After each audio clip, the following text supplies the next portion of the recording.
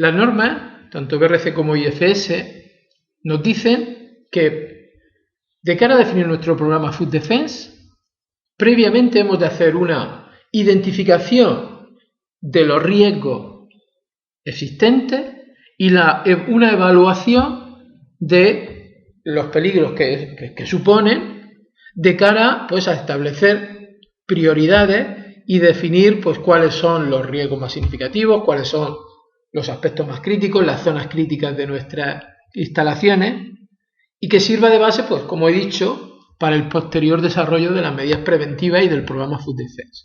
Pues tenemos que empezar por ahí, haciendo ese análisis, esa evaluación inicial. Además de los riesgos que nosotros identifiquemos y que consideremos significativos, que consideremos críticos, que consideremos más importantes, las normas también nos dicen que si tenemos un requisito legal, lo contemplemos también, por supuesto, y si tenemos algún cliente que a nivel de la identificación de riesgos Food Defense considera que tenemos que considerar algún riesgo y las medidas preventivas correspondientes, lo tenemos que hacer. Por poner un ejemplo, si tenemos un cliente que nos dice que para él el riesgo de un sabotaje durante el transporte del producto desde nuestras instalaciones hasta sus instalaciones es un riesgo y que considera que para prevenir ese riesgo se ha de precintar el vehículo, pues lo tendremos que hacer como una especificación más del cliente. Y de no hacerlo, pues estaremos cumpliendo los requisitos de las normas. Lógicamente, cuando nosotros identificamos unos riesgos, los evaluamos y luego aplicaremos unas medidas preventivas, tenemos que pensar que hemos de estar en condiciones de evidenciar el cumplimiento de esas medidas. Y si estamos hablando de requisitos legales o requisitos del cliente, por supuesto, tendremos que pues, prever y aplicar los procedimientos que sean necesarios para luego poder evidenciar ese cumplimiento. A la hora de hacer la identificación de riesgos y la evaluación de los peligros que estamos hablando, hemos de aplicar un procedimiento que ha de ser sistemático y que hemos de definir y ha de estar documentado. Pues eso lo tenemos que considerar dentro de nuestro sistema porque es un requisito de las normas.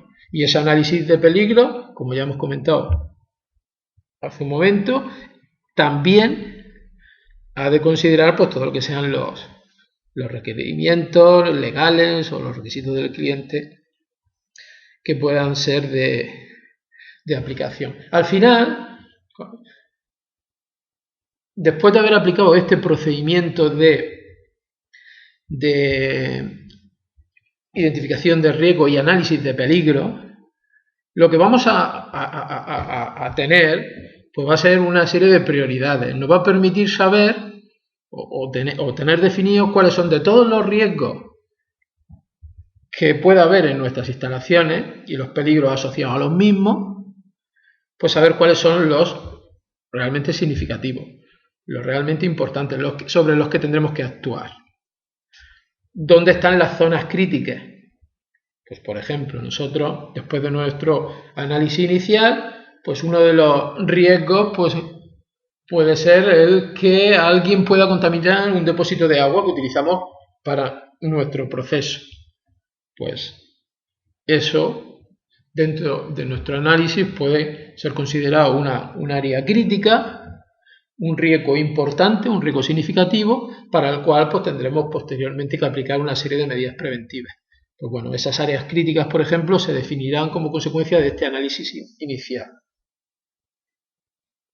Este análisis se tiene que revisar periódicamente, hemos de definir cuándo se va a revisar, como mínimo lo tendremos que revisar una vez al año, y luego pues cada vez que cambien las condiciones relativas a la prevención de los riesgos relativos a Food Defense.